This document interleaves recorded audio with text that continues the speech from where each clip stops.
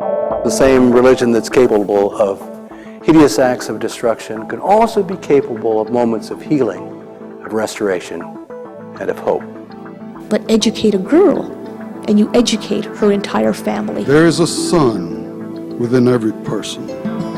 When that anger sets in, write it. Write the letters, but don't send them. You never want to leave concrete proof of insanity.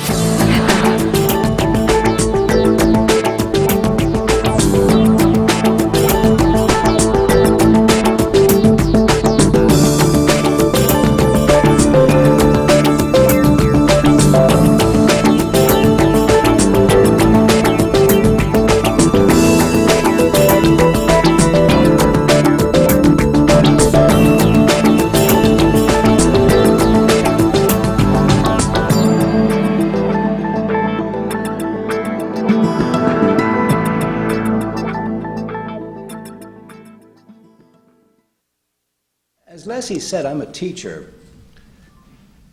Teachers give exams and quizzes and stuff like that. So here's a quiz. Contemplate the Middle East and think about the three things that come to mind immediately as you contemplate that region of the world. I'm remiss, I didn't pass out blue books so that you could actually respond. But if I had, my sense is that the very first thing you'd write down is conflict. Unremitting, continuous military and paramilitary conflict. And the next thing you might write is pain, suffering, devastation, destruction. And the third category might be demand for retribution. Got to get even. So as to begin that cycle all over again. And most conferences that I have attended focusing on the Middle East will touch on those three things. This one won't. When we met, these many moons ago, to decide about a topic, we were very specific that we did not want to look at those three, significant though they are, things, because they prompt us to look backward. Our title, Palestine and Israel, the first part of the title locates us, tells us what we're going to talk about in terms of the geography. But a search for common ground that really says what we're about. That's our mission. We're here in search of common ground because the implication of that search is that there is a tomorrow.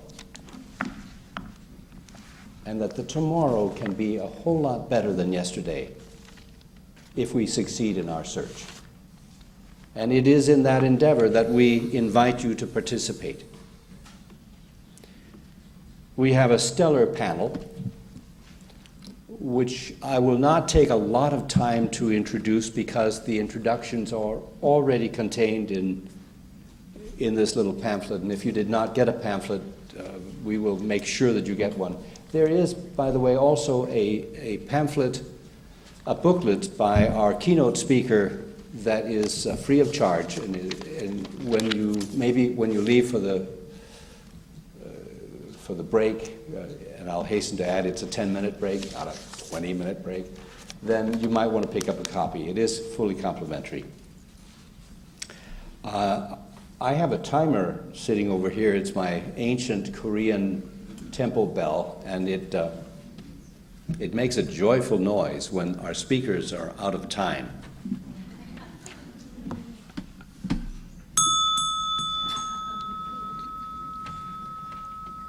I've used it many times, but generally speaking, all I have to do is make a movement with my right arm, and people get the idea. Our keynote speaker is Afif Safieh. He represents the Palestinian Authority in Washington, D.C. He is first to speak.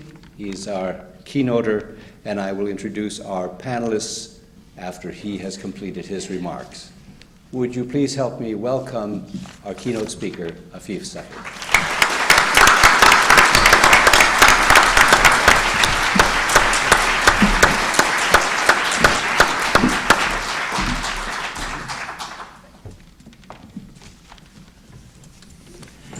Ladies and gentlemen, my wife and I are extremely delighted to be with you this afternoon here in Santa Barbara. And I'm really impressed and I feel privileged to be in the presence of a superb choreographer, moderator, and a very distinguished panel. Ladies and gentlemen, when we left London some 17 months ago, there was a joke which was extremely fashionable about the difference between an ambassador and a camel. And the answer was that a camel could work for 10 days without drinking, while an ambassador could drink for 10 days without working. Let me set your heart at ease. I am known to be closer to a camel or a moderately drinking camel. Ladies and gentlemen, since we arrived in Washington, I have been on the lecturing circuit constantly. And my message to American public opinion was always that we are not inviting America to sacrifice a traditional friend. We are offering America an additional one. And I would like to have the approach through a triangular approach: Palestine, Israel, and the United States of America.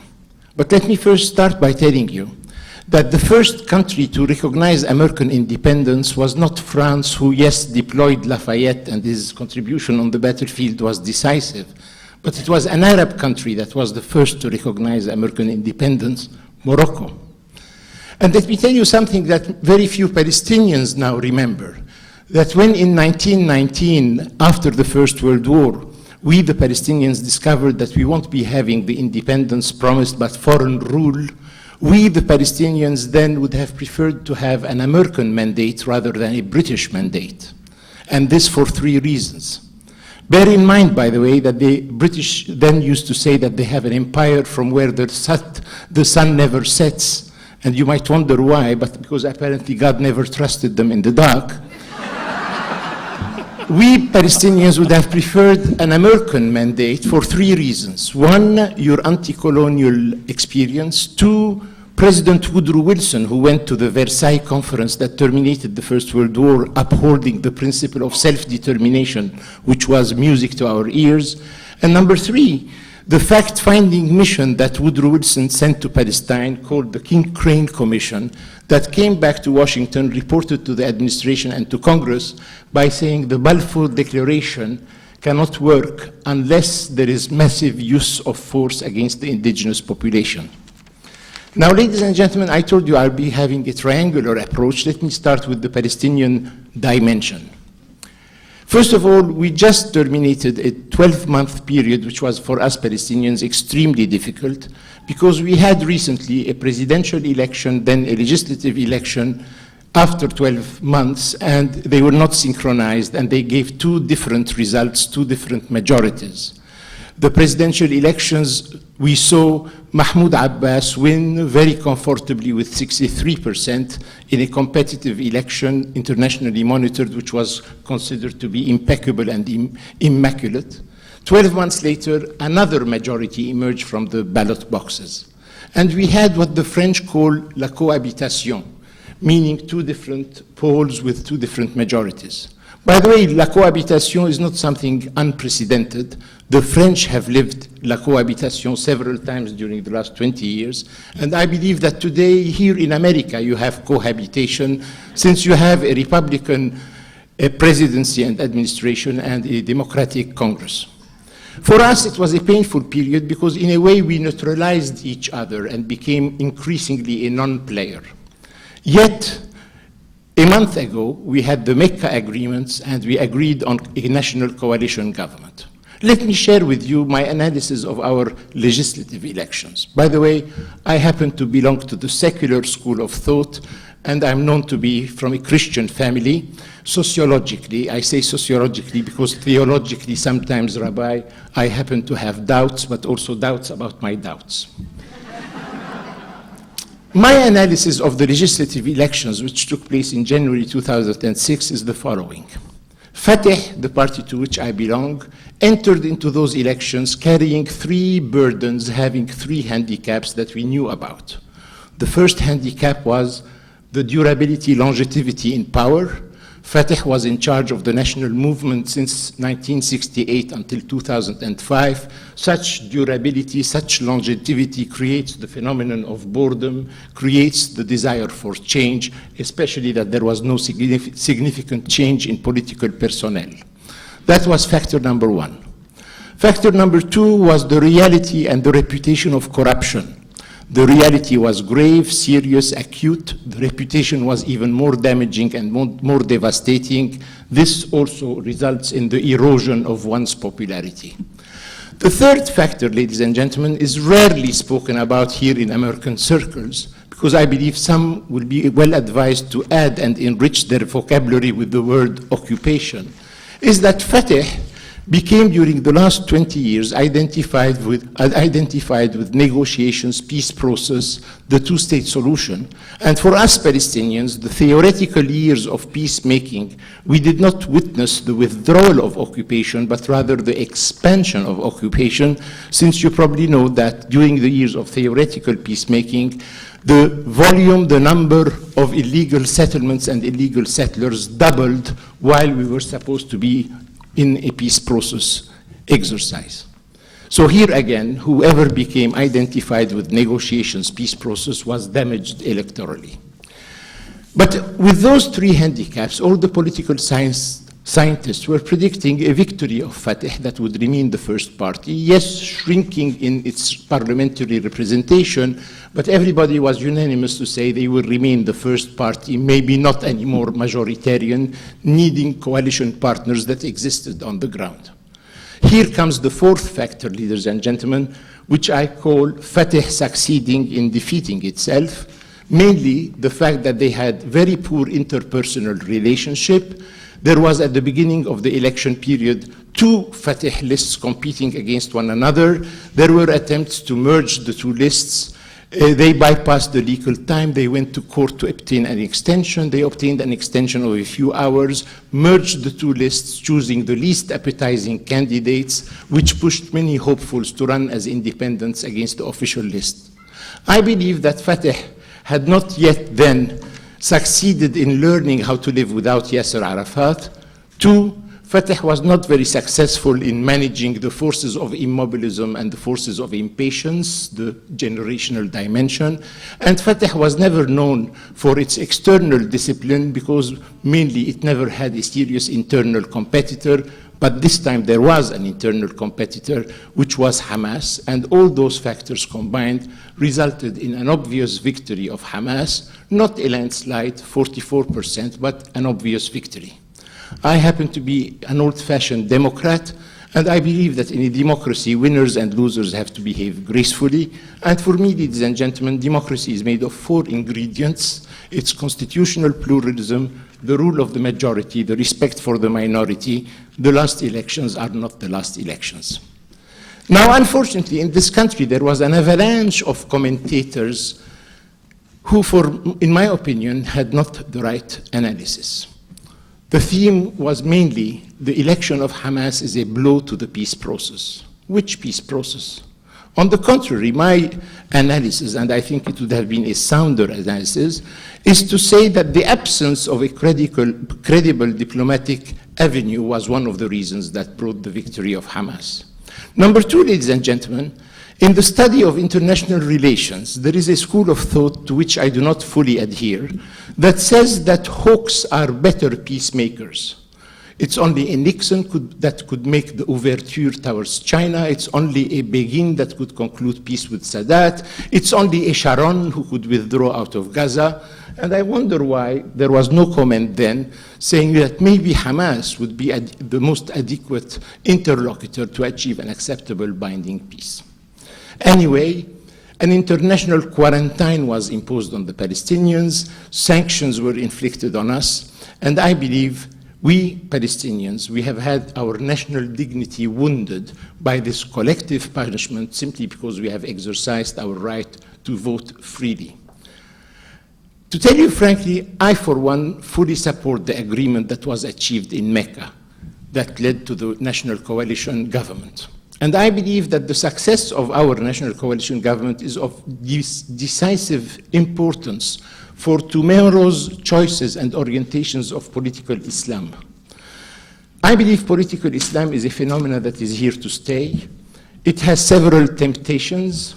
The Al-Qaeda, Osama bin Laden is one of those temptations, but there is that other model, which is the Turkish model, Islam, political Islam, accepting pluralism, elections, democracy.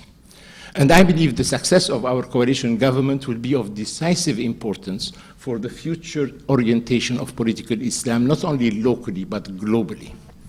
What happened in Mecca? First of all, ladies and gentlemen, I believe in Mecca, Hamas accepted that it's the PLO that negotiates on behalf of the Palestinian people. And as you know, Mahmoud Abbas, the pragmatic leader, is the president of the PLO. Number two, Hamas accepted that in the Palestinian National Authority as a political system, the conduct of foreign policy is the prerogative of the president. Again, the same Mahmoud Abbas, who in my opinion comes out strengthened by this agreement and not weakened. Number three, we agreed on an independent personality, an academic, very distinguished, who would be foreign minister. And this person happens to enjoy, one, the confidence of Hamas on the one side, and is a political friend of Mahmoud Abbas, the proof that tomorrow the presidency and the government will be working in harmony and not on a collision course.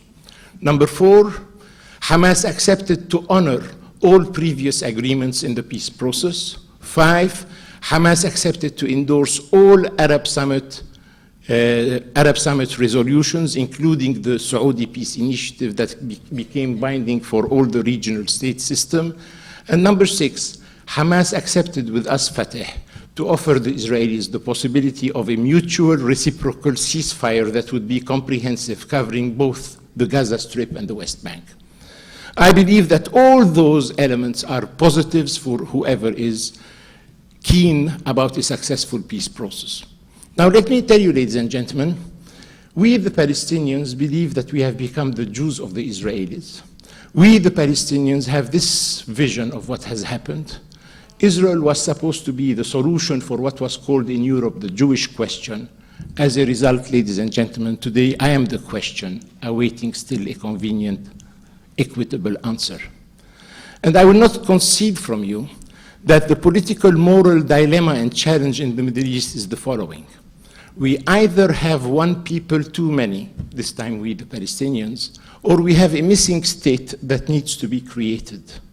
I always say to my audiences, history is still undecided, and I invite them usually to help history make the right choice. Now, I never belonged, ladies and gentlemen, to the optimistic school of thought that promises victory and salvation to the oppressed as a sort of predetermined outcome. I don't believe in predetermination, and I believe that history is a cemetery for oppressed people who remained oppressed until they vanished into historical oblivion. Now let me come to the Israeli pole of the dimension. I'll be telegraphic. I still believe, ladies and gentlemen, that the Israeli official policy is still how to acquire as much of Palestinian geography as possible with as little of Palestinian demography as possible. And I believe that Ehud Olmert, during the Knesset parliamentary elections they had in March 2006, he, in a way, promised to accelerate the building of the wall, the infamous wall, the apartheid wall, which swallows 15% of Palestinian territory of the West Bank, but he also unilaterally annexed de facto the Jordan Valley and the shore of the Dead Sea, which is an additional 30% of the West Bank. Now, as you know, we Palestinians, for years, we have been in favor of the two-state solution. And Mr. Choreographer, Mr. Moderator, I always used to say that we, the Palestinians, have become unreasonably reasonable because we were offering our hand in peace, accepting as a historical compromise 22% of what used to be legitimately ours at the beginning of the 20th century. If one has a panoramic look today at Israeli domestic politics, one will discover that today the major key players in the Israeli coalition are politicians that no more belong to the heroic era of the War of Independence. They don't have an impressive CV or pedigree in military security matters. And many explain that the fact that they have this inferiority complex vis-à-vis their inexperience on the military security level was one of the major factors that led to the blunders of the conflagration on the Lebanese theater. As a result of last summer's war on the Lebanese theater, that leadership, meaning Olmert from Kadima and Peretz from Labour, they came out shaken and stirred, and today Olmert's popularity ratings are somewhere between 2 and 3% only. Jokingly, I would tell you that probably I am more popular in Israel than Olmert is, if one bears in mind that 17 to 20% of Israeli society is made of Palestinian Israelis. There are 3 possible scenarios in Israel. Either Olmert links his political career, or what remains of it, with the peace process and the hand extended by the Arab Summit meeting that reactivated and revitalized the Arab peace plan, or there is going to be a coup d'etat within the Kadima party with Tzipi Livni, the actual foreign minister, who is the most popular politician in Israel, taking over the premiership and keeping the same coalition. Or the third possibility is anticipated elections, and then we might have the comeback kid, Bibi Netanyahu, become again the leading party and the future prime minister. But let me share with you my analysis. I personally believe, ladies and gentlemen, that unfortunately and clinically, what is acceptable to us Palestinians is unacceptable to the Israelis, and what is acceptable to the Israelis is unacceptable to us. And having been a diplomat for over 35 years, I can tell you that diplomacy is not the art of seduction. It is bound by rapport de force and balances of power. And I believe the major flaw of the previous peace processes was to leave too much to the local belligerent parties, the local negotiating actors, to sort it out. And since we are speaking of 2 actors that are so asymmetrical, the Israelis, ladies and gentlemen, were constantly tempted to dictate conditions on us, and we were uncomfortable negotiating in a very unfavorable balance of power. Hence, the third dimension of my triangular, the USA. Ladies and gentlemen, I've been converted in conflict resolution to what I call the de Gaulle approach. And I'm known, ladies and gentlemen, to be a Francophile, and I'm a great fan of Le Général de Gaulle, even though I was advised when we crossed the pond not to speak of my pro-French affinities. I am today in front of a very enlightened segment of American public opinion, so I can be glasnostically transparent with you. De Gaulle, after the '67 war, called for what he called la concertation à 4, meaning the coordination of the major 4 powers, who were supposed, according to his idea, to represent the international community and tell the local actors what the world expects from them. Unfortunately, this idea of de Gaulle never really took off the ground. Why? Because America was not unhappy with the Israeli military victory. It compensated the humiliations of Vietnam.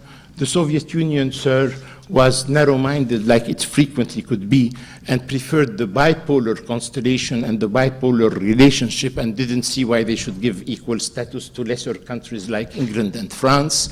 England was unenthusiastic simply because the idea was French to begin with.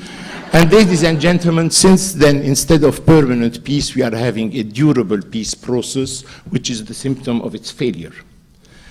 Ladies and gentlemen, as I said earlier, clinically speaking, the 2 parties cannot, through negotiations, find an equitable, acceptable solution, and we need the input, the decisive, vocal, visible input of 3rd parties. I, for one, ladies and gentlemen, I believe that the quartet, which is the diplomatic construction of 2002, is the adequate vehicle. And as you know, the quartet for us in the Middle East is made of the US, it's made of the European Union, Russia, and the UN to represent everybody else. Now, there is a challenge and a problem today whether the quartet is really a quartet or it's a one-tet. And you're not without knowing that Europe is increasingly uncomfortable, and President Putin, some 6 weeks ago, ventilated his annoyance because of American domination of the workings of that quartet. The quartet, in my opinion, should be an authentic, real quartet, and it is an adequate channel for conflict resolution. I'm not extremely satisfied with American foreign policy in the Middle East. America has waged a couple of wars that are controversial. We invite America to wage peace on us, and believe you me, we'll be the consenting victims. And I, for one, believe that what we are seeing deployed in front of our eyes these days is what I call static diplomacy, even though there is a lot of agitation. It is static and not aesthetic diplomacy. And I've always was intrigued about the reasons behind the self-inflicted impotence of the only remaining superpower in the Middle East. But let me speak of the future. I, for one, believe that today we live in a unipolar, monopolar world. And in a monopolar, unipolar world, I don't believe that non-alignment is still a valid option for us in the third world. But in a unipolar world, I believe that non-alignment should be what characterizes American foreign policy. And this for two reasons. One, if in a unipolar world, the major power chooses to align itself on one belligerent party in a regional conflict, not only does that player antagonize all the other participants in that regional crisis, not only does it antagonize, offend, and alienate all the other players in that regional conflict, but it also antagonizes and offends and alienates and ghettoizes a component of your own national social fabric. Now, my wife knows how a fan I am of American society. I think American society is fascinating. I believe you are a nation of nations. I believe you are the world en miniature. Every possible country, continent, culture, civilization is represented within your ranks. And I believe because of American alignment on the Israeli preference for the last 60 years, it must not have been easy to be a Palestinian American, and there are 400,000 at least of those. It has not been easy during the last 60 years to be an Arab American, and there are 4 million of those. And it must surely not have been easy for the Muslim Americans, and there are 8 million of those. And I, for one, always advocate, sir, that the only remaining superpower should adopt a policy of non-alignment and even-handedness. I personally believe that what was a blocking factor towards this desirable non-alignment was the pro-Israeli lobby. And let me explain that when I say the pro-Israeli lobby, I'm not speaking of the American Jewish community. I believe the American Jewish community is not monolithic, it's very plural, and I believe 70% of the American Jewish community shares my ideal of a two-state solution, even higher than the American national average, by the way. But when I speak of the pro-Israeli lobby, I'm thinking of AIPAC, that organized institution, which is in alliance with Christian evangelicals. And let me tell you, as a Palestinian Christian, I always say that whenever I hear Pat Robertson, there is a need to defend the innocence of God. That school of thought has transformed God into a real estate agent. That school of thought, by aligning itself on the maximalist Israeli preference, would like to thus accelerate the return of the Messiah. I, for one, sir, I was brought up to believe that Jesus has never left us. His role model, his message is there with us. And anyway, I don't believe he needs any human intervention to accelerate his return. He did it once in a very spectacular manner, even though it was the pre-CNN age. And I don't believe that Pat Robertson's choice are going to accelerate that event. Now, ladies and gentlemen, I think it's time for me to start concluding before the bell starts ringing. Even in the gloomiest of moments, and we have lived, believe you me, many a gloomy moment, I've always believed that Palestine will resurrect. And as you know, we in Jerusalem, we have had some previous experience in resurrection. And to my many Israeli interlocutors, I often tell them, What is lacking is the political will. And if there was a political will, I believe that a territory that was occupied in 6 days in 1967 can also be evacuated in 6 days, so that the Israelis can rest on the 7th and we can engage in the fascinating journey of nation building and economic recovery. Thank you very much.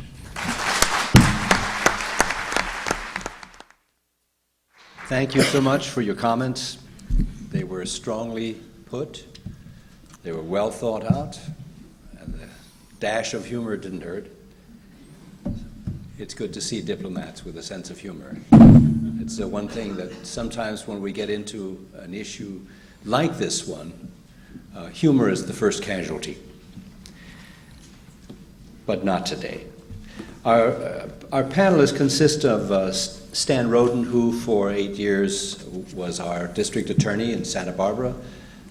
Following that, he went into private practice and has become an active spokesperson for human rights in Santa Barbara, and he will be our first speaker. The second speaker will be Hilal Elver, who is Distinguished Professor of Global and International Studies at UC Santa Barbara, and an expert on one of the issues that most compels the Middle East, that has to do with water. And the final speaker will be Rabbi Arthur Gross-Schaefer, who will wrap things up for us, and then we'll take a short break. During the break, we're going to move the podium back. We're going to move the tables a little closer so that we can see each other, and there will be a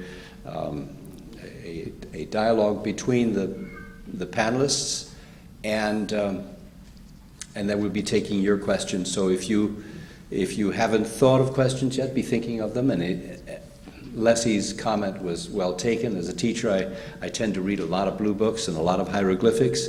It is those questions that are legible that tend to get read, so bear that in mind. And if you will, at this point, please welcome Stan Roden.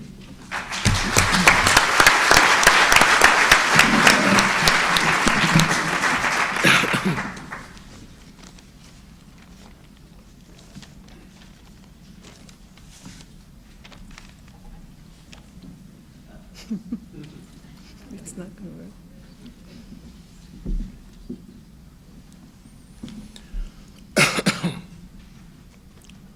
Need some technological help? Yes. All right. No? It's coming. Sorry about that. It just needs All right. a little Well, diplomatic coaxing. I was joking earlier. We had the Chief Justice of the California Supreme Court here, and he was asked about technology at the court, and he said, the court is really up to date, but here's my Palm Pilot. So I thought I was going to have the same problem here.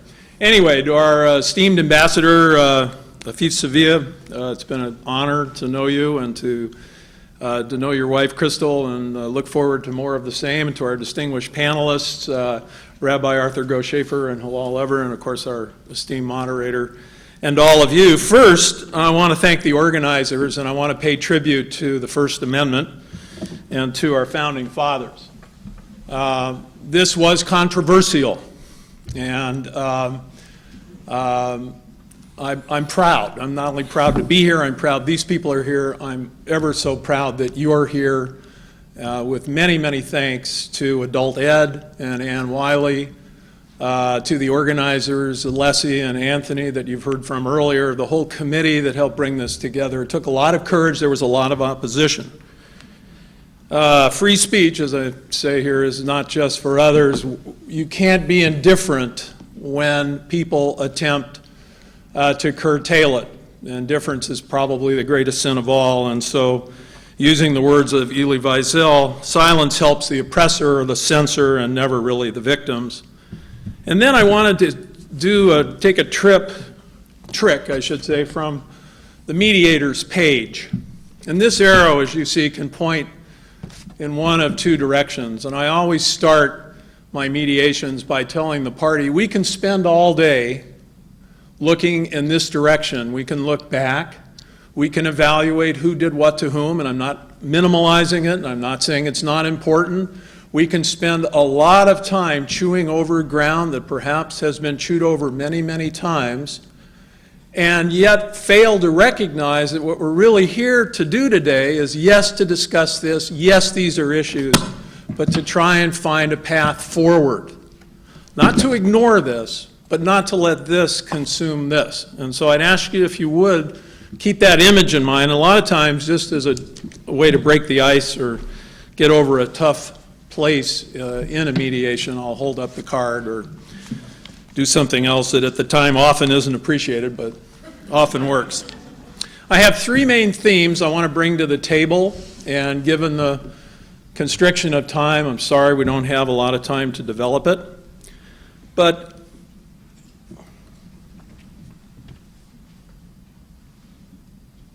that's weird. There we go. The first theme is that basically human rights exist. So I'm here as an advocate for human rights. I'm a Jew. I grew up in a Jewish home. I'm an atheist, so I have doubts on doubts on doubts, to borrow the line here, so that's my full disclosure. But I came here today to talk about human rights and to talk about the voices of civilians who are non-combatants who have paid a heavy price, not to diminish the price paid by the combatants, but have paid a heavy price and continue to pay a heavy price in this dispute. And I don't narrow this dispute necessarily just to Israel and the Palestinians. Number two, human rights are protected by international law. Those protections are either in treaties, which bind Israel, and the Geneva Conventions, which they were signatories to, or the protocols, which they're not signatories to. But many, if not most, of the important elements of both those protocols are binding in international law by what we call the customary law. Number two, human rights are not something that are given by any government or any ruler. Human rights are not bestowed because of where you are, how much money you have, or the color of your skin, or your religion, or whatever. Human rights belong to you from the minute you come into this world until the minute you leave it. And no one can take them away, no one can bestow them, no one can narrow them. The essence of human rights, as adopted through history, but as synthesized at the end of World War II and the Universal Declaration of Human Rights, makes this clear. They are inalienable rights. They cannot be narrowed, they cannot be taken away, and they cannot be denied. Three, and probably, hopefully, the most important thing I have to say is most theorists would say that conflict resolution and paying attention to human rights violations are contradictory. They run at opposites. In a way, you could think of human rights violations as this: looking backwards, who did what to whom, how did it happen, who's responsible, who has to pay, and the counter allegations that always come with that. In a way, conflict resolution attempts to do this, and so most of the theorists and a lot of the writing in the field suggests that the two are not really compatible. I'd like to submit another idea, that they're directly and indivisibly connected, inextricably connected. And last, peace can never be achieved without justice. They just simply cannot exist without the other. So the thought that someone's going to impose a peace, impose on someone else their values, no matter how well-intentioned, is a myth. So, injustice breeds conflict, and destructive conflict gives rise to injustice. Preventing conflict requires more than training in conflict resolution. It requires reducing gross injustices. Such reduction requires changes in how various institutions of society, the political, the social, the economic, the educational, familial, and religious, function so that they honor and value human equality, shared community, nonviolence, fallibility, and reciprocity. The dispute we're here to talk about today is clearly an intractable conflict. There's no doubt about it. I'm not going to spend a lot of time talking about that. That's one of the reasons that you're here. It's intractable because it cuts to the core. it has religious, it has social, it has economic, it has political, it has a history that goes back 2,000 years or more, and it bears humiliation and frustration and rage and threats and resentments and recriminations and reprisals, which then yield people into stereotypical thinking. I'm going to talk a little bit more about that in a moment, but as soon as you get locked into that, as soon as you're not willing to look at human rights violations as something distinct and separate from who did what to whom, until you can take off the lens that you bring to the problem and really try to see it for what it is, not to punish, but to understand, not to agree, but to understand it. To understand it. And so that's why I'm pleased that we're here today. So going to human rights, they're inherent, as I said earlier, they're inalienable, which is, of course, part of our Declaration of Independence. And it is in keeping with both of those things that human rights stay alive because of the rule of law. You cannot protect human rights without the rule of law. And unfortunately, that brings us to the point, or fortunately, depending on how you look at it, you cannot impose an enforcement, a prevention, or even an early identification of human right violation problems that won't interfere with state sovereignty unless it's invited. And so one of the strongest tenets of international law is the fact of self-determination and non-intervention by non-parties to the dispute without consent or without invitation. So our treaty-based system, as it applies to this problem, includes the Universal Declaration, which is very broad, but it's, in our view, and when I say our view, the human rights community view, many of the precepts have become binding either through the treaties, the Geneva Conventions, which, as I said, Israel is a party to, or the protocols.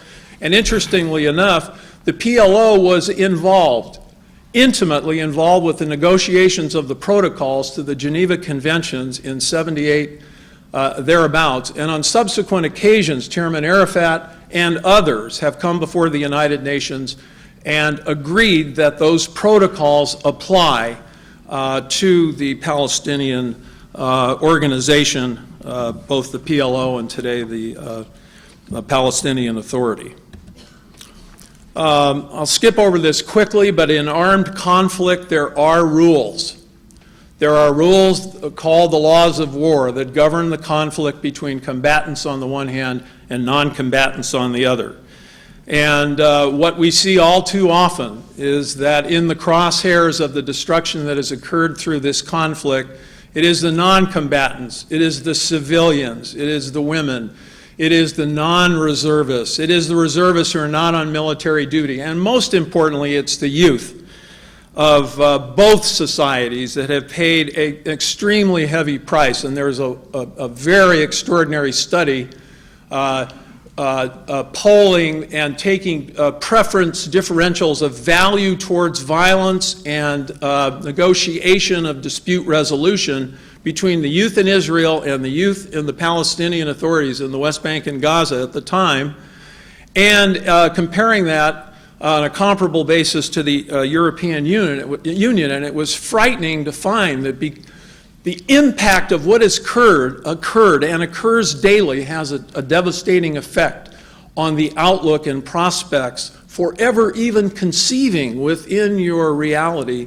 that in fact there might be peace.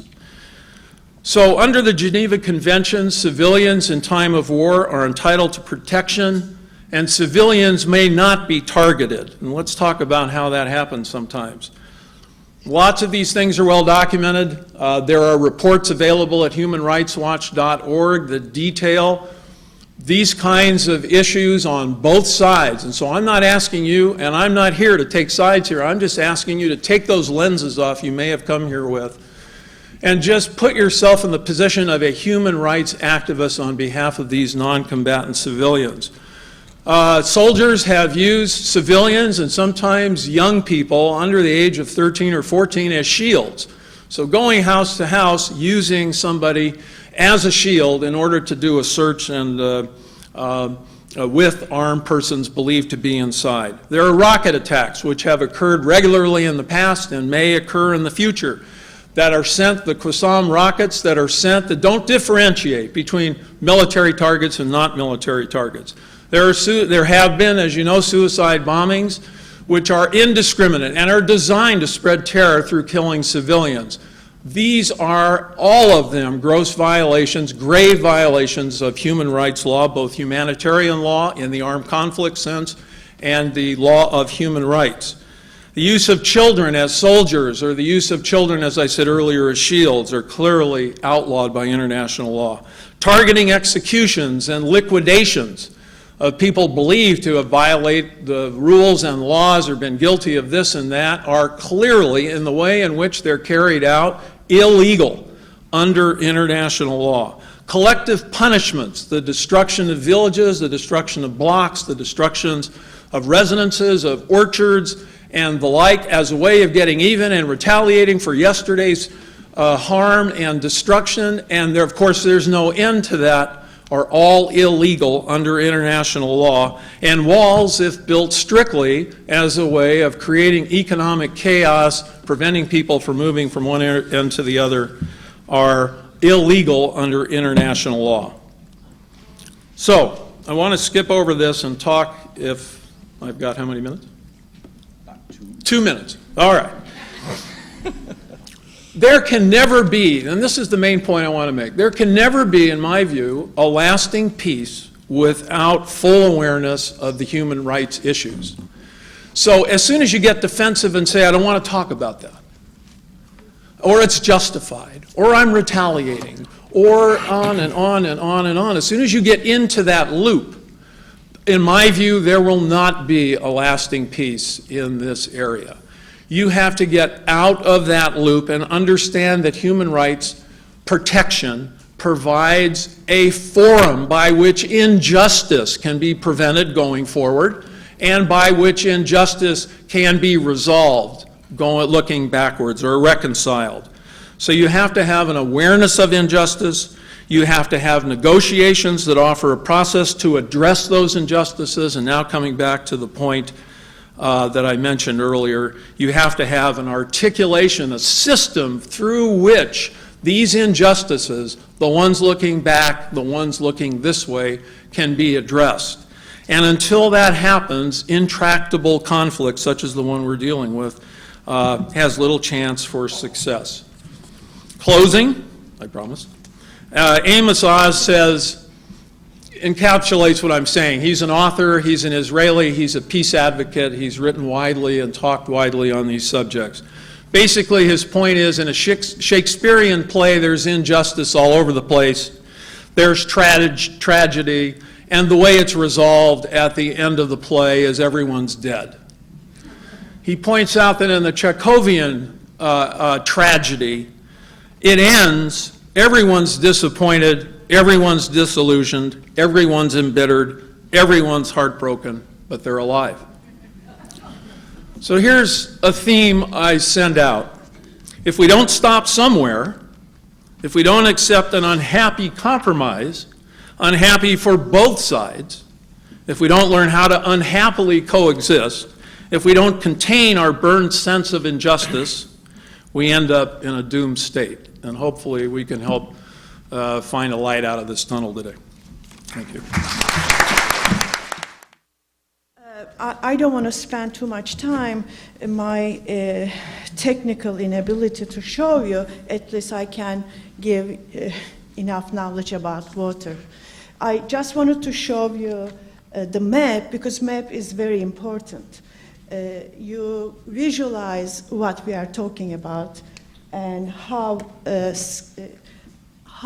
in a small land and dealing with the small water shortages and two people at least in the same area.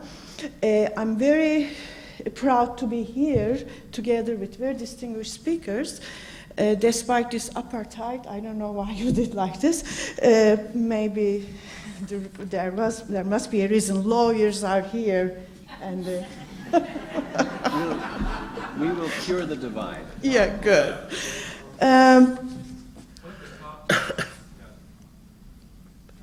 Well, the water problem in the Middle East is a very important problem. It's not only belong to Israel and Palestinian conflict. It's, as you know very well, Middle East one of the most water scarce region in the world, and also a very drought climate. Because of this reason, there are several water problems that we know in the Middle East region, but today we are focusing on the Palestinian-Israeli water sharing problems, because many times it never comes to the conversation or to the issues between these two peoples. They generally taking kind of not very seriously, but I think it is extremely serious if you look at the general conflicts that started, let's say, 1967. I'm not going 1948, but since 1967 to today, there is a gradual development that not only water, not only land, but also connected with water resources. That's why let's look at a little bit what we are talking about it. What are the water resources in Israel and Palestine? There is one river. There are two major water resources we're talking about here. The surface water, which is the Jordan Basin, mainly the Jordan and Yarmouk rivers. These rivers shared by Israel, Lebanon, Jordan, Syria, and Palestinians. And groundwater resources from the mountain aquifer that extend from the West Bank into Israel. And the largest water resources of Israel, Palestine, and Jordan is the Jordan River. But this doesn't mean that Jordan River is big. Despite the fact that the river is one of the smallest in the region, which is 200 miles and very small, there are serious kind of group of countries trying to share it. And Syria and Jordan established a serious dam on the Yarmouk River to obtain maximum profit from every drop of water which they are upstream. When it comes to dam, Israel treats almost virtually no water for Israel. Palestinians cannot access anyway. Israel treats Lake Galilee as a reservoir to convey drinking plain and the farms in the Negev district. The map is important. There's a map in the program. Okay, then you should look at the map there. Anyway, Lebanon, by virtue a relatively wet climate. First of all, we are talking about these international rivers because not only Israel and Palestine, but other regional states also should share. Well, this map is nothing to do with water. Sorry, this is not your fault. But anyway, the river is very small and international, and there is only one agreement in 1992 between Jordan and Israel, but of course this excludes Lebanon also and Syria. Syria has another water resources on the north, but on the south they have also problem, but they can't get too much anyway. This is one issue that is a little bit outside from Israeli-Palestinian problem. Number one, it's not enough water. Number two, Palestinians cannot access anyway. Let's come right now mountain aquifers, which creates more problem between these two people. It's the most legally and politically controversial shared groundwater in the region. Lies mainly under occupied Palestinian terrain. It has an underground geological structure with a capacity to store potable water, and groundwater percolates into Israel across the Palestinian-Israeli Green Line, which means Green Line literally cut these aquifers, and the aquifers underground is very fluid. Water is fluid, of course, goes from one place to another. That's why it's hardly visible and very, very difficult to control from one parties if you don't have enough technical expertise. And among these three, the western aquifers, eastern aquifers, and the northern, approximately 40% of the groundwater, or 1/4 of its total high-quality renewable freshwater supply, upon which Israel depends, originates in the Palestinian territories. This is the major problem, which means Palestinians are sitting in this region, in this area, that waters there, and the Israelis are also trying to share this major water resources. And this aquifer is on both sides of the Green Line, as I said, so its water would appear to be international, although Israel, West Bank settlers, and the Palestinians each make exclusive claims to use and control. Drilling to pump the water to the surface may be done only in places of water accumulation, and these are not to be found everywhere on the West Bank. Places of water accumulation lie close to the Green Line, enabling drilling to be done on either side of this dividing line between these two peoples. The Gaza Strip is miserable. He is not physically attached to the West Bank or to the Jordan Basin, but is an integral part of the Palestine entity and is far from being self-sufficient in water. The aquifer system under Gaza does not provide water suitable for human consumption, although it's currently relied upon to supply 80% of Gaza's drinking water, which is highly dangerous for human health. Of course, recently there was a more problem. In 2006, the war, this summer war, which is strangely named Operation Summer Rain, it's been bombed by Israeli military, and the power plant has been destroyed, which is 60% of the Gaza's electricity is coming from there. Because of the reason there is no purification system anymore in Gaza, and the health problems are significantly important. This is very recent. Of course, these things are going on last years and many, many years in a different international legal setting. Then I'm going to come a little bit. In the aftermath of the 6 Days War of 1967, the general hydropolitical map of the Middle East changed dramatically. Israel gained important water resources by acquiring 2 of the 3 Jordan River headwaters, riparian access to the entire river, and currently supply 1/3 of Israel's fresh water, and control over the recharge zones of the mountain aquifers that currently supply 1/3 of Israel's fresh water. By occupying in the Syrian Golan Heights, Israel also controls the Banias tributary.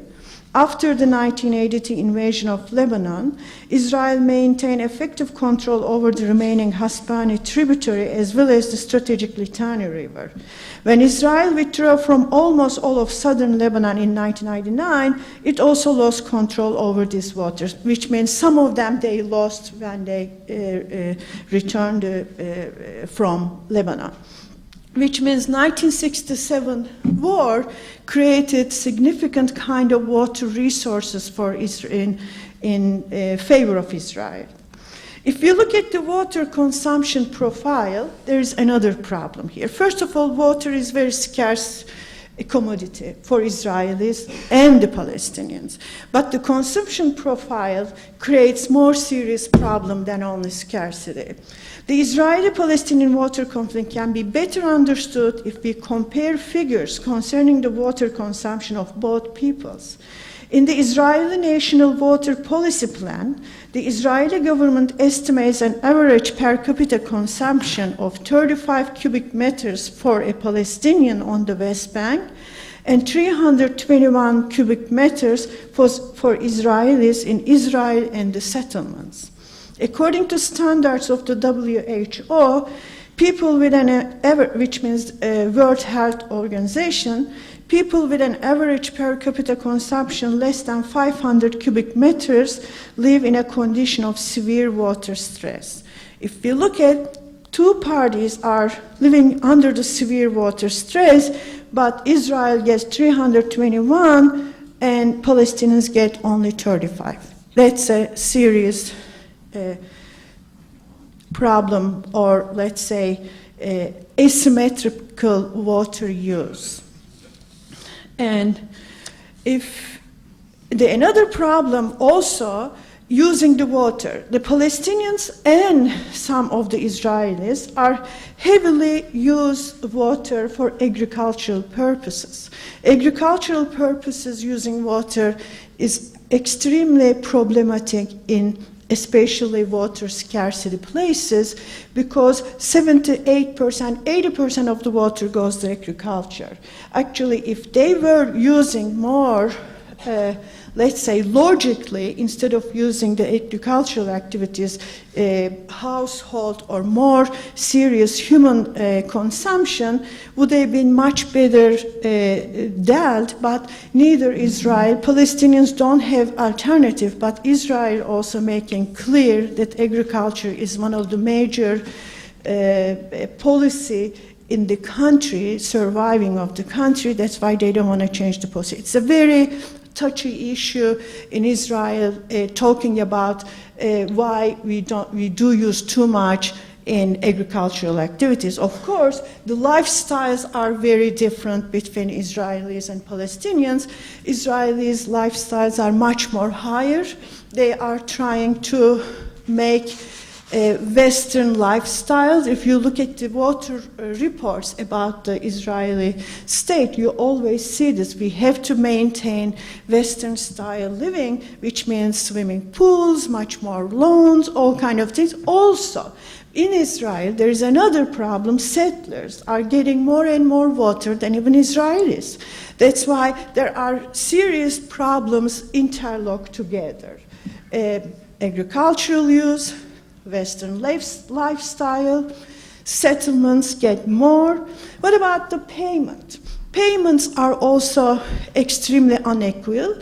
Palestinians may be 5-6 times paying more than the Israelis what they get. But many of them, anyway, I'm not talking about refugee camps. Refugee camps, you don't even have a water at home. You have to go and get water from the water tanks that they come with mobile trucks. I'm talking about regular living conditions, which is extremely unequal between these two people. And I have how many minutes? 5?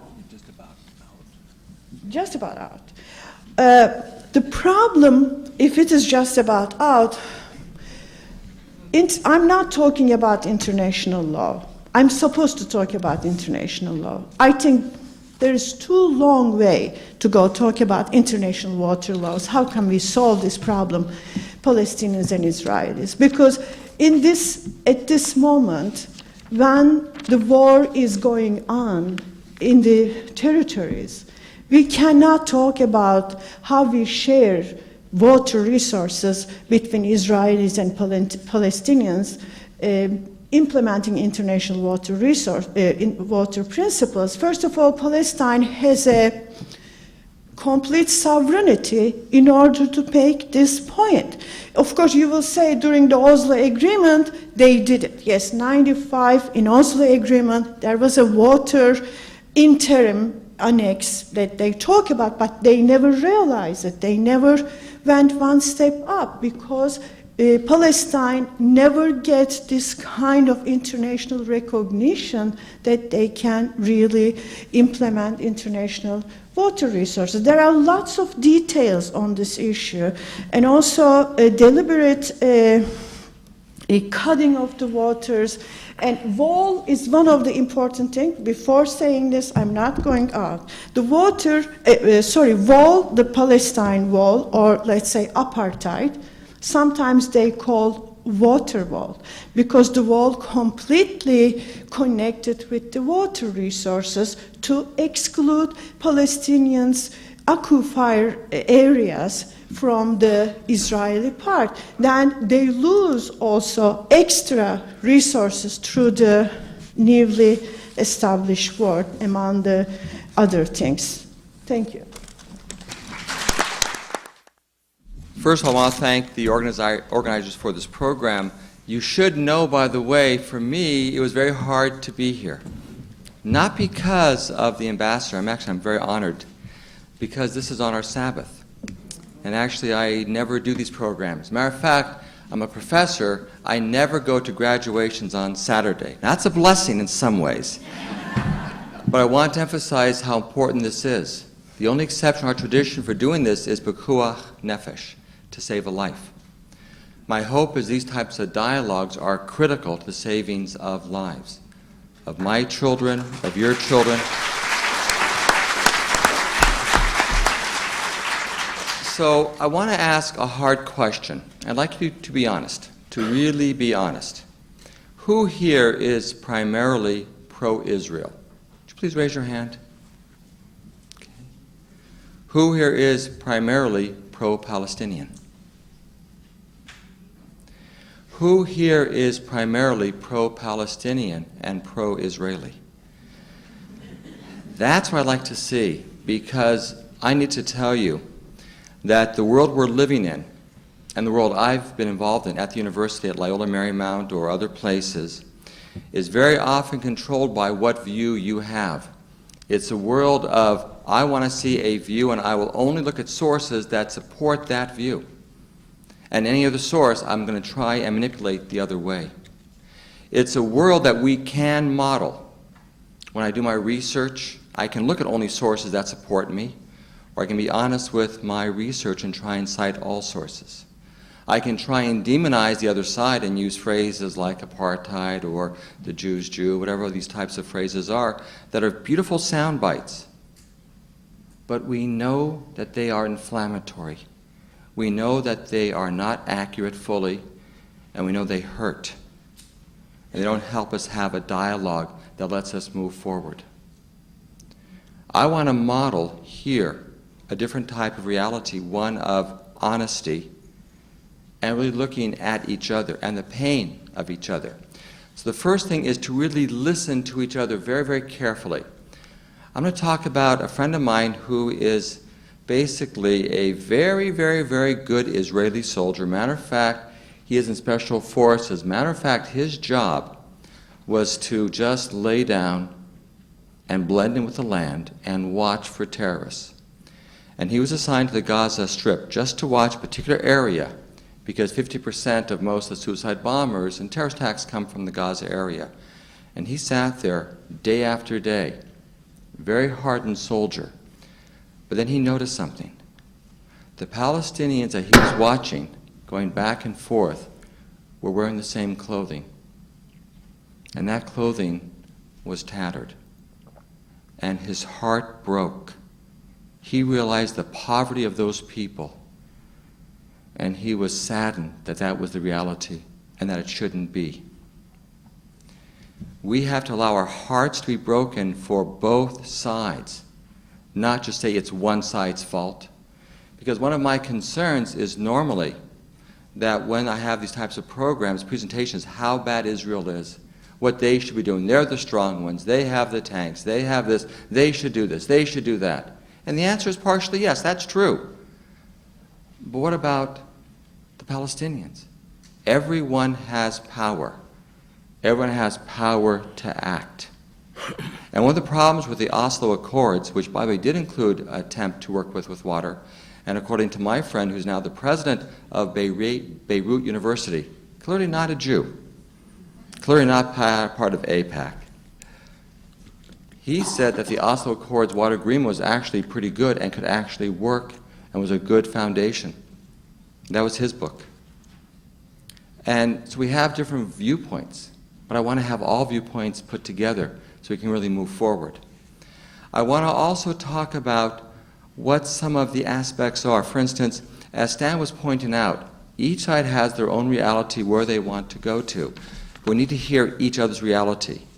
And I want to talk just for a second, not about truth, because that we can always argue about, but perceptions. Why is Israel so concerned about this wall? Or why is Israel so concerned about the security? How bad is it? And let me use an example. There's a student I'm working with who got an email which simply said, "I will kill you." If you got such an email, how would you react? Would you be frightened? Would you be scared? We took it to the LAPD. LAPD said, well, it may have come from this person, but because it's not in writing, it's from an email, we can't do anything. This person was very much afraid. We did all sorts of things trying to protect that person, but it's a very scary type of reality. Whether it's true or not, we don't really know. But can you take a risk when your life is at stake? I think the answer is no. So let me talk about Israel's perception just for a second, where it's coming from, because you need to know where they're coming from, where the Palestinians are coming from, and how we can maybe get out of this quagmire. Let me do it this way. How many terrorist attacks, and I know we have to define this stuff, let's say it's missiles or gunfire or suicide bombers, how many terrorist attacks do you think Israel has documented since 2000 to 2006? So it's 6 years. What's your guess? How many? What would be your guess? How many? 800. How many? 5,000? 2,000. 2,000.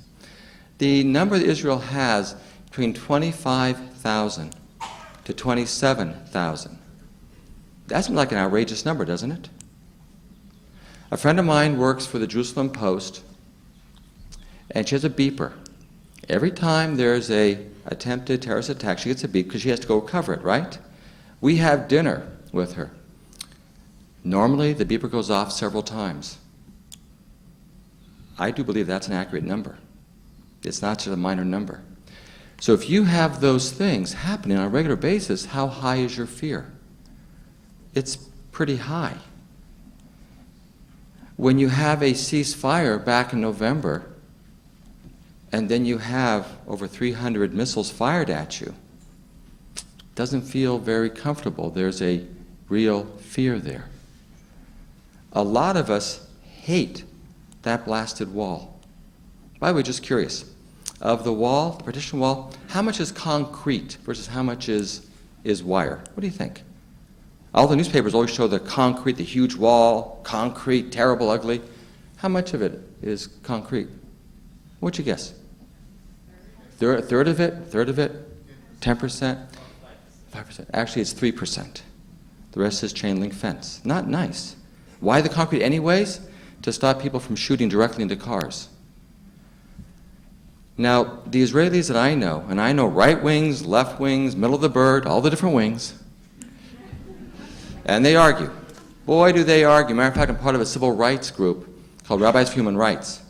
Part of our group stands in front of the bulldozers. I'm not happy with a lot of Israeli policies, but I get to argue about them and to fight about them. And by the way, are Palestinians able to bring law cases and get that wall changed? It's happened now 3 times. 3 cases have been brought, the wall has been changed in direction 3 times. Am I still happy about it? No. I've actually gone to visit a Palestinian family where the wall went through their home versus their field. I was furious. So we're furious at those things. But the question that we have is, what therefore is the mindset of the Israeli? Is it a comfortable mindset or a dangerous and scary mindset? They're afraid. And then add 2 more things. When I was in Israel a year and a half ago, the big debate was, should we give back Gaza or not give back Gaza? Now, because I'm a good liberal, what do you think my position was? You got to give back, you got to try it, got to make it work. So I went to Gaza to visit it. The people there, the settlers said to me, no, don't give it back. I said, I think you're wrong. Luckily, I got out of there pretty quickly, but we disagreed. and Israeli soldiers had to pull people out to give back Gaza. And do you know that there was a very, very large industry there of producing flowers? And many American Jews, including myself, many others, raised money to put that in pristine shape. When it was given back, there was an economic venture that could raise millions of dollars. How long do you think it took to be dismantled and destroyed? Basically a day, day and a half. So for the Israeli mindset is, we do these things that we think are good. Now again, there's different points of view here. But what happens when we get back land, what do we get in return? What do we get? What do a lot of Israelis think they got in return? More missiles, less things. We leave, according to the Israelis, we leave Lebanon. Hezbollah says, well, that's not good enough. Our speaker said they only left partially Lebanon, almost all Lebanon. The UN concluded, the UN was there to make sure they were all the way out, every inch. So Israel said they can't complain. They found a way. Now the question is, with that mindset, there's a sense of fear, a real sense of fear. But what do you do with that? What's happening is because of 2000 and 2001, there's a sense of euphoria that we almost came to a conclusion. Israelis were planning joint ventures with Palestinians, a real excitement of hope. And then, well, for whatever reason, the Oslo Accords didn't go through, a sense of depression, a sense now of they're resigned, that we're stuck. So now, what do we do? How do we get out of it? And that's the real question for today. And I want to talk about some hope and where we need to move. Number one, there are a lot of non-governmental agencies that work together. We think that the Israelis and Palestinians aren't talking. Not true. There are a lot of groups that are talking. Some of the groups I don't want to be a member of, because one of them is called Parents Circle. To be a member of that group, you have to have a son or a daughter who died in Israel. But it's Palestinians and Israelis talking together about this is crazy. How do we work together? There are actual conferences of people, Palestinians, Israelis, coming together to try and talk.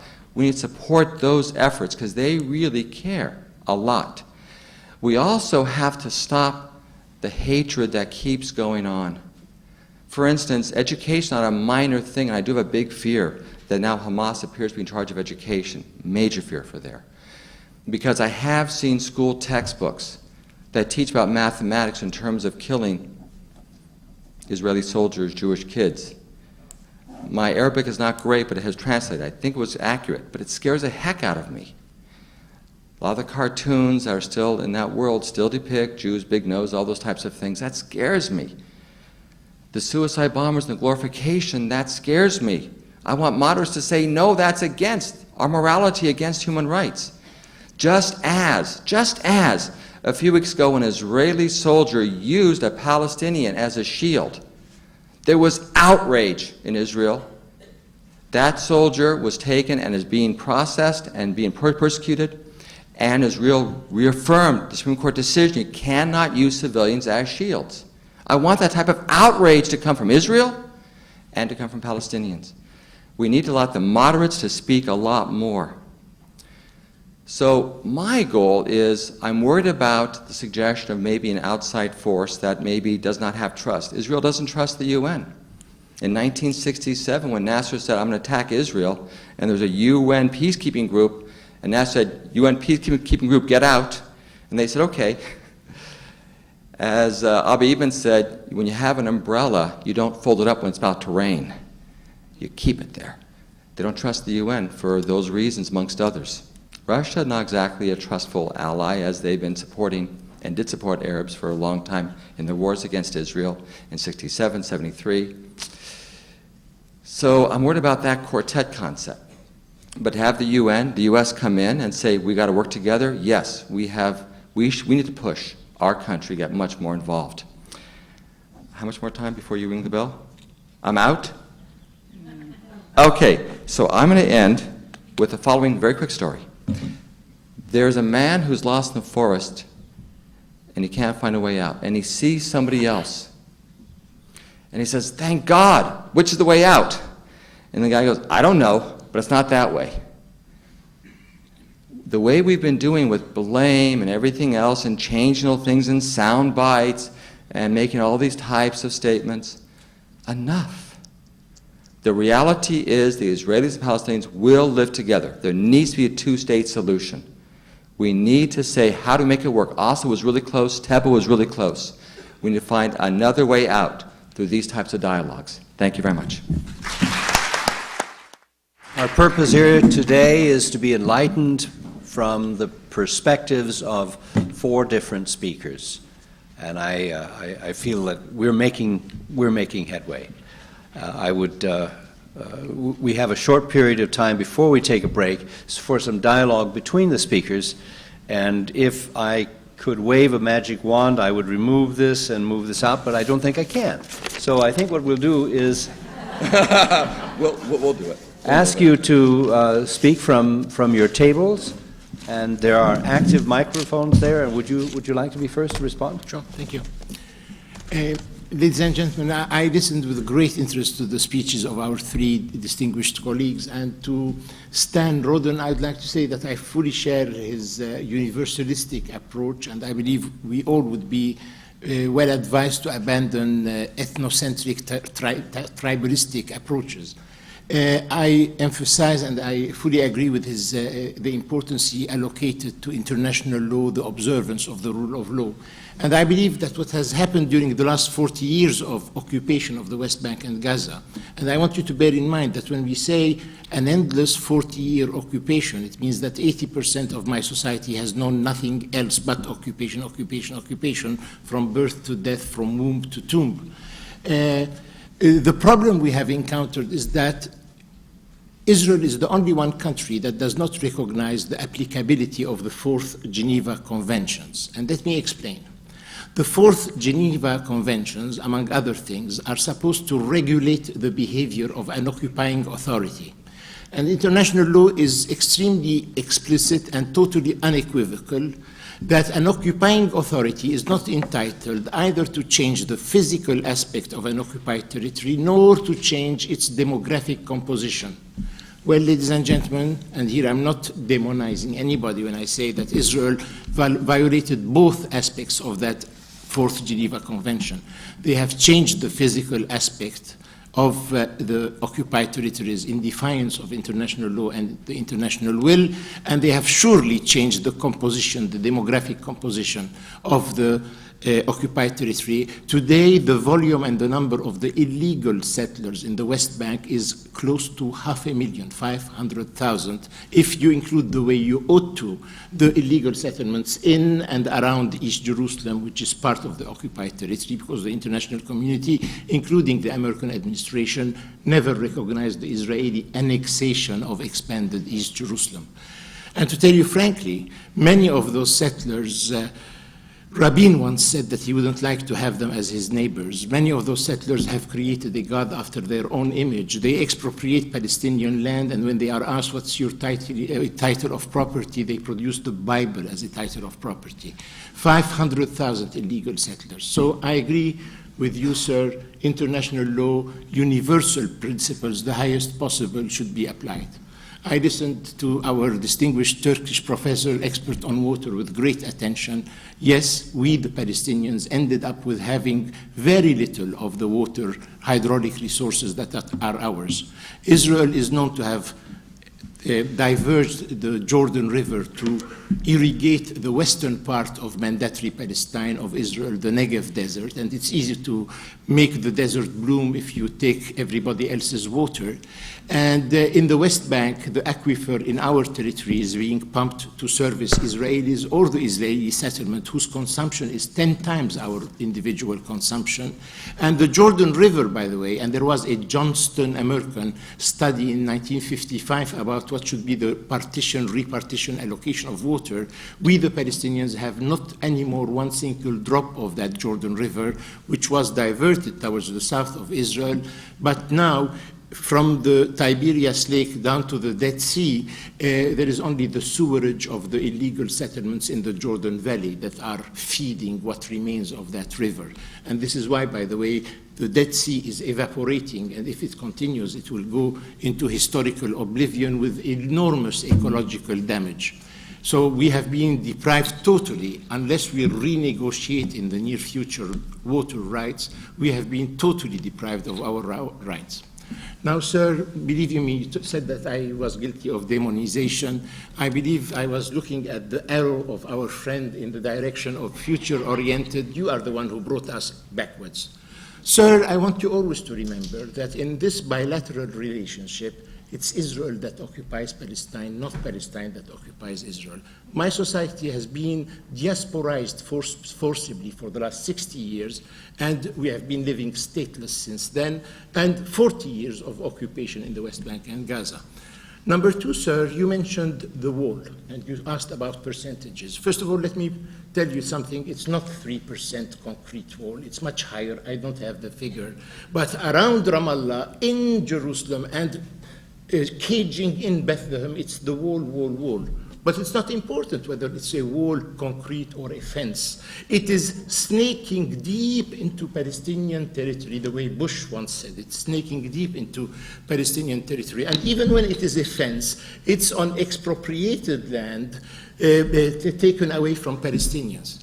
And let me tell you, sir, had the Israelis decided for their security concerns to put the wall on the international border of 67, nobody would have had anything to say. That's their sovereign choice. Maybe it's not the wisest. The Pope said, you don't make peace with wars, you make it with bridges, but that would have been their sovereign decision. But the wall, the way it is snaking deep into our Palestinian territory, what remains of our Palestinian territory, is separating Palestinians from Palestinians. It has mutilated our East Jerusalem.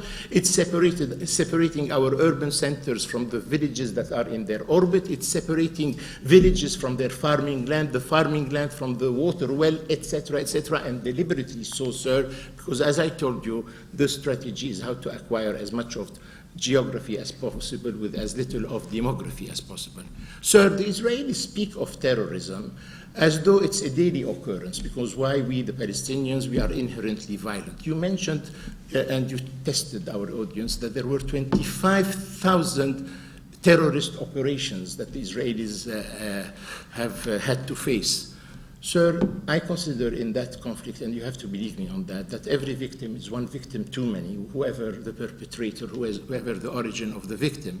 But let me tell you, there have been less than 1,000 Israeli casualties in this 6-year confrontation. I don't believe there were 25,000 Palestinian terrorist operations. Let me tell you, sir. In 2006, there was only one suicide bombing. I have, by the way, Mr. Moderator, condemned every Palestinian suicide bombing. But in 2006, there was only one, and up to today in 2007, there was only one, and I have condemned them both. Israelis and their supporters give the impression that we are inherently violent, daily committing more than one suicide bombing. That's the wrong perception. And let me tell you, sir, the fact that there was only one was not because of the successes of Israeli repression against my society, or because of the wall. Believe you me, all those security checkpoints, I will tell you how to bypass each one of them. I did it, by the way, peacefully. And it was the result, sir, of the internal Palestinian dialogue 2 years ago that resulted in our choice of a unilateral Palestinian ceasefire, which we have all observed with few exceptions. So misreading the reason behind the reduction of violence will bring you to take wrong decisions and make wrong decisions. The reduction in violence was the result of a voluntary volition of us Palestinians, not the result of the successful Israeli repression of my society. Number two, sir, I believe, and I've told many Israeli interlocutors, I have listened with great respect, ma'am, please, and you reciprocate.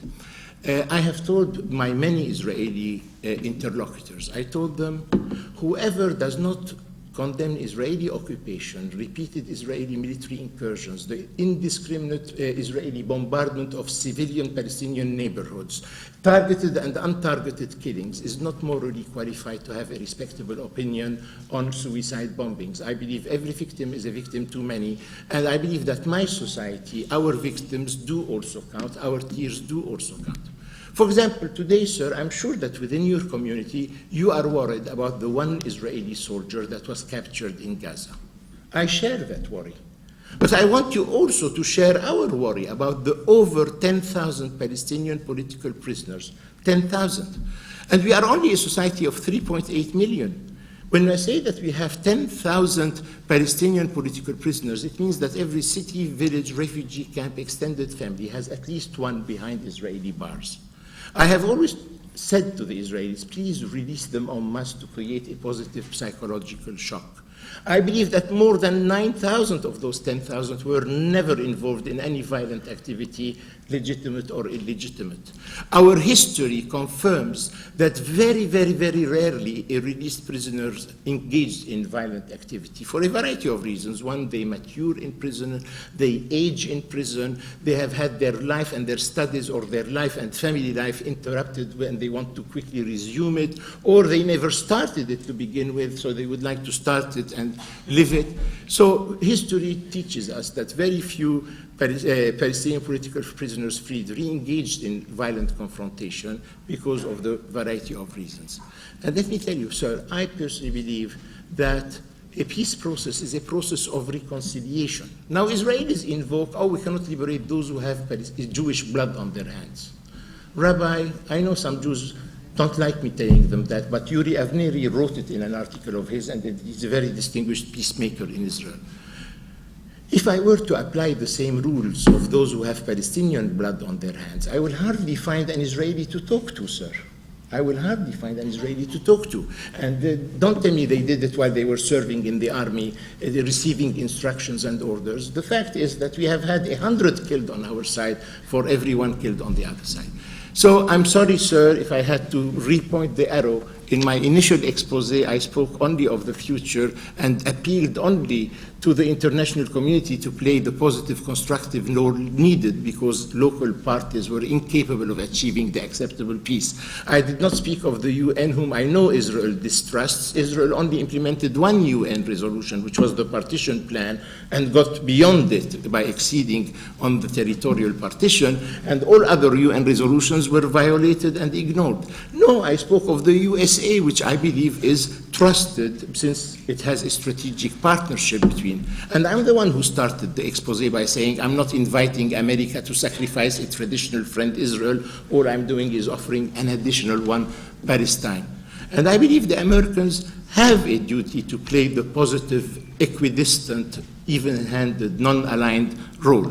I believe that today, sir, there is a body of experts in this country who know that what has poisoned international relations throughout the past years was the unresolved nature of the Palestinian problem. What has put America on a collision course with much of the Arab world, the Muslim world, was the perceptions are important, the perception of American complacency, if not complicity, with Israeli territorial appetite. And let me tell you, sir, in Israel, there is a vibrant debate about projections into the future. It's here that that debate is not permitted, and it was alluded here in front of us that inviting me for half a session was already very problematic. Let me tell you, in Israel there is a debate whether it's wise to keep the hilltops of the West Bank. But let me ask you, what is America's interest in Israel keeping the hilltops of the West Bank? None, especially if that factor is torpedoing the chances of a credible diplomatic avenue. Sir, I am ending with one sentence. Sir, I have always condemned violence. I'm known in my society to be in favor of converting the Palestinian national movement towards collective popular non-violence. But let me tell you, having condemned every suicide bombing, serious analysts will tell you that the obstacle to peacemaking was not terrorism, but territorial appetite. The Israelis never were willing to give back territories occupied in '67, and let me tell you, that's my final sentence.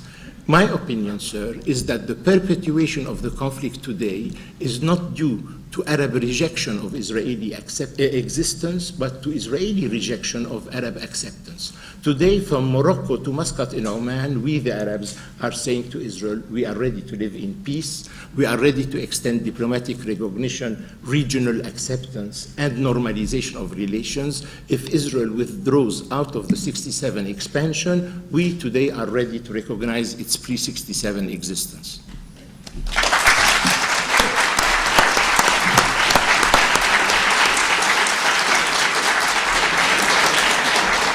As your moderator, I need to apologize. I neglected to inform our panel that it's better to have, say, short 5-minute presentations. So we'll call that 5 minutes. Plus. Okay, how do we want? Would somebody over here like to respond first? That microphone is there. Just a little adding to, I try to give one statistic I looked at right now in computer. This is from Reuters. And since 2000, how many Israeli have been killed? This is the Israeli government record, 1,129, and more than 6,500 people injured in Israel. And in Palestine, this is the International Red Cross, 4,406 people killed and 31,239 people injured. It's a quite also asymmetrical, like water sharing. And if you look at the school textbooks, I fully believe the rabbi should see the book like that. I did see also a school textbook in New Jersey, and it was a Jewish school. It was exactly the same picture. Israeli soldiers were killing Palestinians. I think they should stop both parties, not only one. Thank you.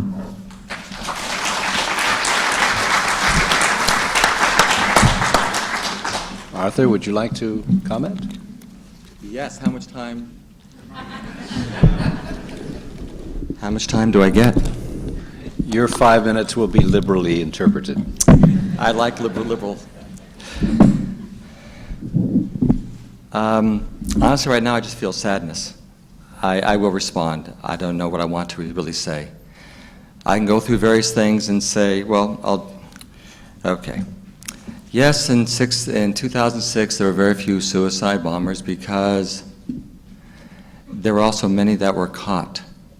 I know friends who caught people with belts on them ready to explode. Many. I'll give you just one.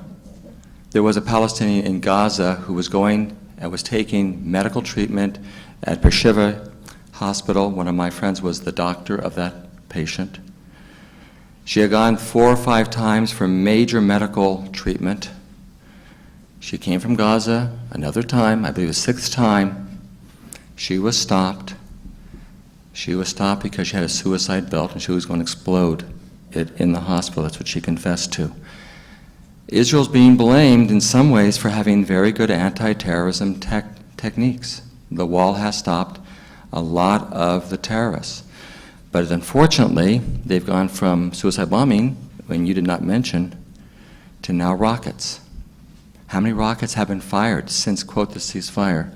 And one can say, well, they've only been falling on empty fields.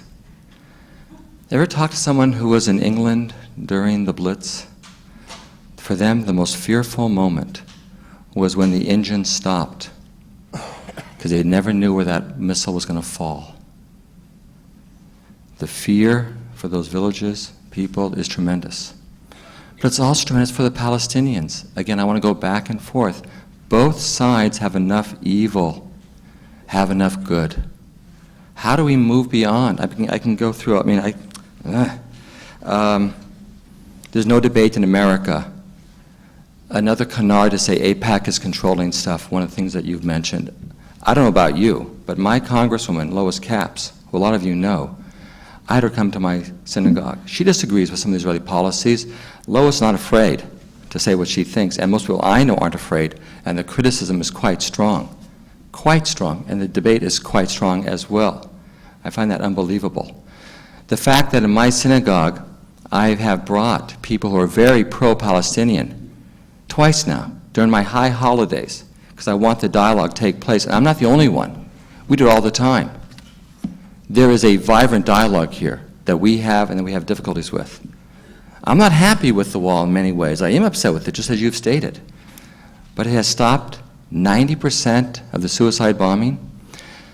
When I was in Israel a few years ago, I believe it was 2001, I forget the exact, I think it was 2001, I was there having a very nice lunch actually, and my 2 sons wanted pizza. They don't like the good food. They wanted pizza.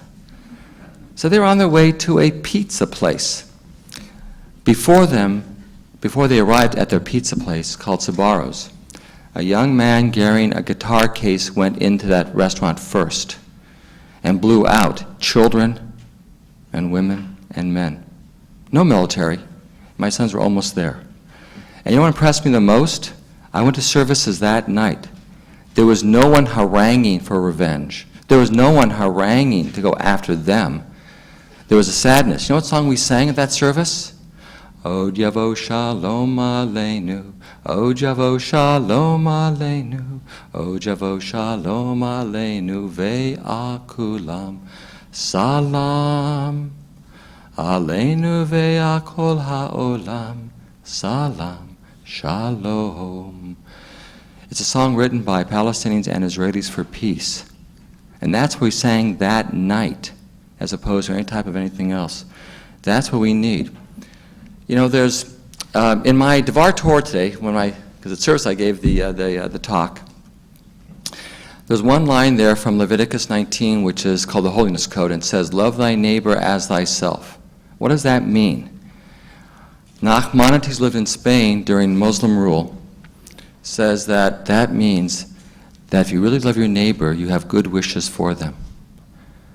So my wish is for the Palestinians that they live in security in their own land, in peace, that their goal is not to go someplace else and try and continue issues, but to find out how do we resolve them and move forward.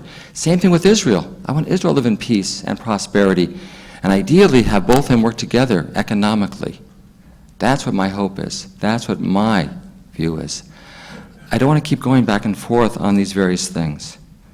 I do want us to move forward. And for the Palestinians, they've had occupation not just from Israel, from Egypt, from Jordan. They are people who have not known peace or security or been prosperous. And we need to help them do that. I really do believe if the moderates start to speak much stronger, if the terrorism, be it in rockets or be it suicide bombers, whatever it is, does cease. Do you know that almost every poll in Israel, virtually every poll, says that they give up land, they give up almost anything to get peace, almost every poll.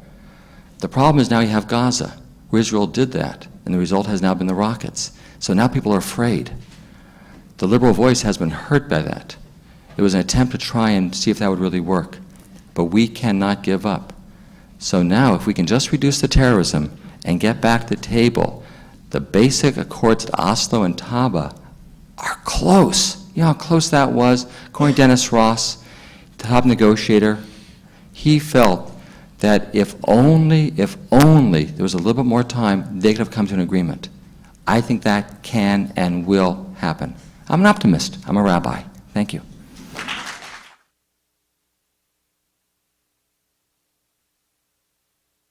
As a mediator, what first steps would you take if you were called to be the chief mediator in the Palestinian-Israeli issue? What are your first steps? Well, I guess I'd do what I always do. I'd get my fee first.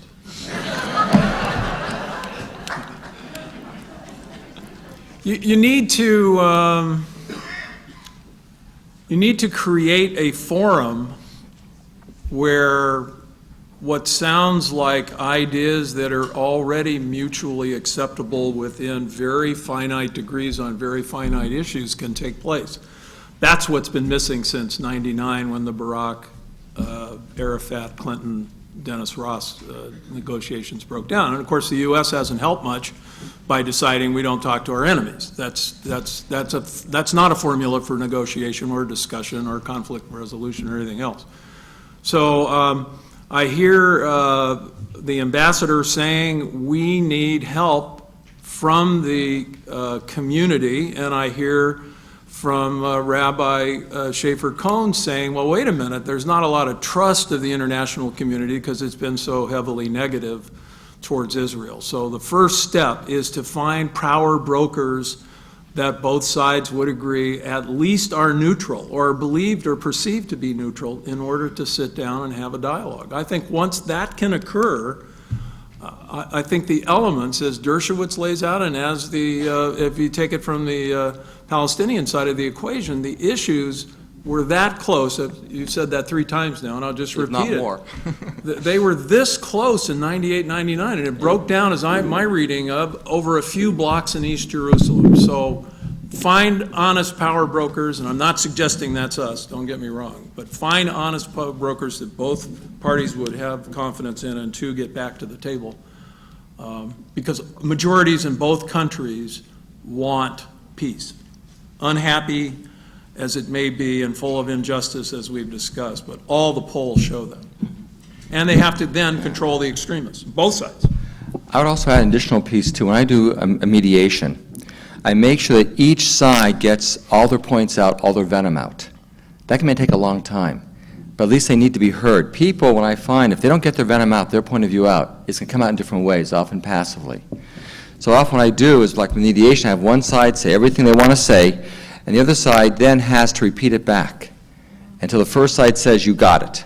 Not that you agree, but you got it. If they don't get it back, the first one has to go back and do it again. That may take hours, but when they feel they've been heard. So like for instance, on the right of return, I heard what the ambassador said. An Israeli is going to say, wait a second, no such thing as Palestinians till the 60s when Yasser Arafat says it, and he'll say, no, it's not. Let that stuff come out. And we have to let that poison come out. And even, I would even like to have books where you have 2 different sides arguing with each other. So at least they can be heard. And get that venom out on both sides so you can see what the other side's thinking. Because I want to know what Palestinians are thinking. I want Palestinians to know what Israelis are thinking. Not to mention the Druze and not to mention everybody else, what they're thinking. And then we look for those power brokers. But I want that venom to come out first as well. Or maybe simultaneously, but I want that venom out. Okay.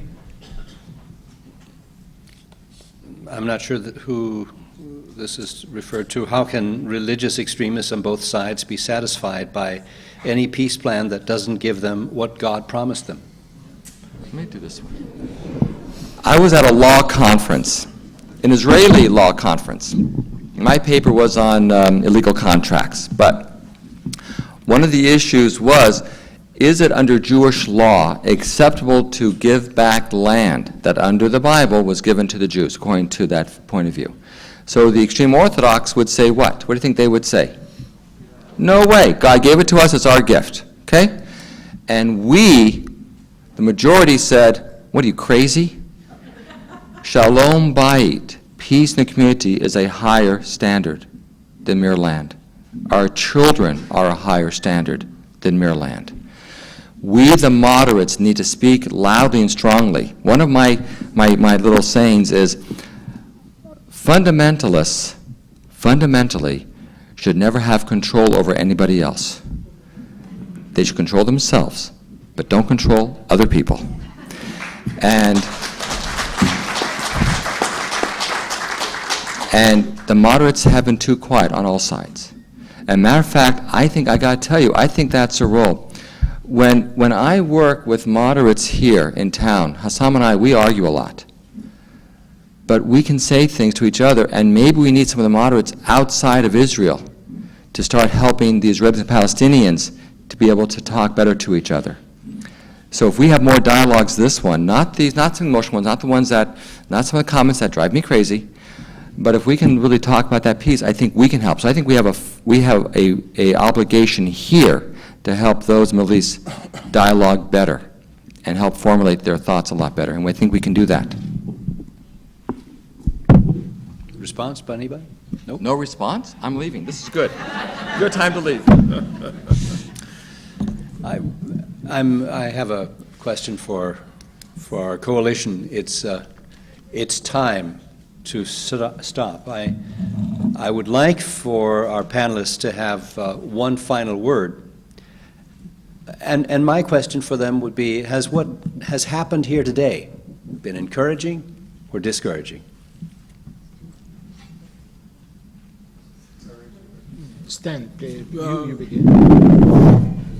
Well, I mean, any time you come into a public forum like this to talk about extremely complex issues is a good thing. I mean, it's a wonderful thing. It's a wonderful exchange. I mean, how often do you look at the 30-second sound bites that pass for news in this country and wonder what the heck is really going on? Well, here you have people who are knowledgeable, who are in Israel all the time, or in the Palestinian territories, or in contact with those people. You're hearing it fresh and you're hearing it live. So I'm very optimistic about what I heard today. I honestly believe, as naive as this probably is, but if you could get the ruling powers into the room with a respected third party, you might have the Camp David Accords again, and that peace has held for 28 years. So I'm not by nature an optimist.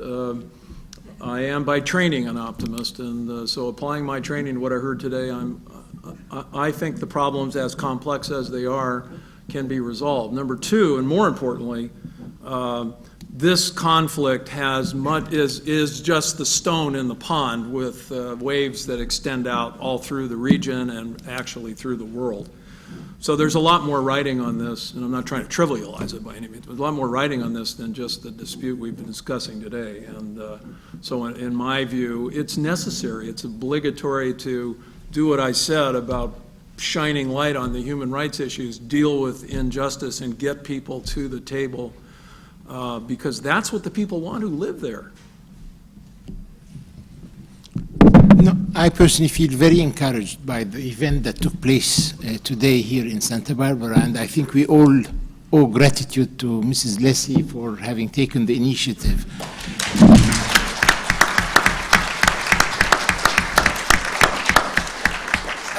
I believe that the number of distinguished guests who came to the audience is very encouraging. I believe every generation was here. There were a diversity of opinions within the audience, which is another healthy. Nobody, in my opinion, at least from my knowledge, boycotted that session. I was delighted to, accept the hospitality of Stan and Phyllis. My wife and I have been staying with them for yesterday and today. And they didn't know that we knew that they were Jewish, and that they were neither our first Jewish hosts, nor were they our first Jewish guests, because we'd love to have you in our house. The rabbi for me was another revelation. You know, often it is said that the difference between us Christians and them Jews is that when we'll see the Messiah, we'll have to ask him, is it your first or your second visit? But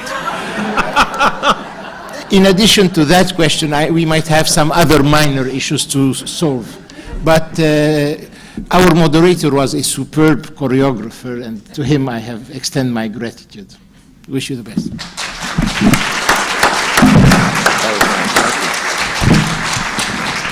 That felt very, very gracious. I have two wristbands on. This one says Shalom. As most of us know, it means peace. That's our hope. In Arabic, it is Salam. The second one, interestingly, comes from my university. We've had some anti-African-American graffiti, some anti-Jewish graffiti, some anti-gay graffiti. Generally, LMU is really safe, and actually we're really good. This is unusual for us. And so we created these, and they say, LMU, no home for hate. And students, faculty wear this. And we hope to make someday where in the Middle East there's no home for hate. One quick story. I was once invited to a Palestinian home in East Jerusalem, and I went there. I knocked on the door, and no one answered the door. I heard singing, I heard music, I heard people laughing, and the door was not opened.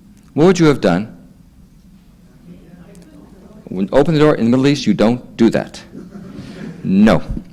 So I meditated, came back, 15 minutes later, knocked again. Hello, I'm here. More singing, more laughing.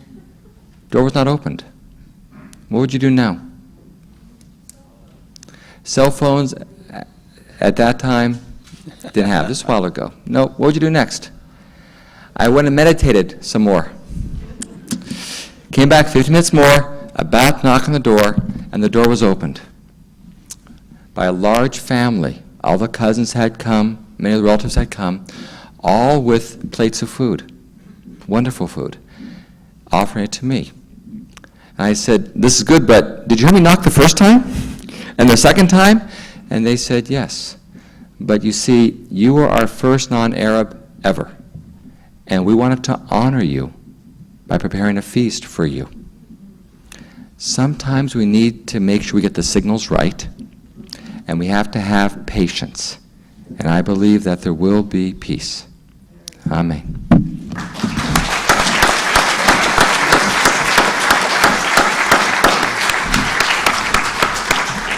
Well, I'd like to, that's a good point on which to end. We will all join in that refrain and hope for peace, and maybe also commit ourselves to working for it. Thank you to our panel, and thank you all to come.